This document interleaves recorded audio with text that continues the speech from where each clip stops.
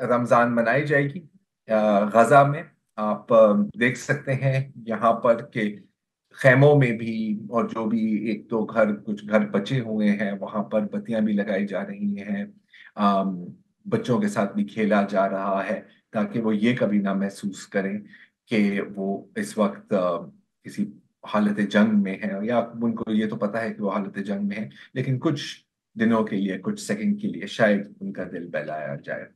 अब ये आप देखें, ये है मनाजिर अल अमल अस्पताल के। अब वहां पर बच्चे भी, आपको पता है कि एक तरह से अस्पताल, वहां पर रेफ्यूजी सेंटर्स हैं, तो वहां पर बच्चों को खुश करने के लिए वहां पर बलून भी लगाए गए हैं, झंडे भी लगाए गए हैं।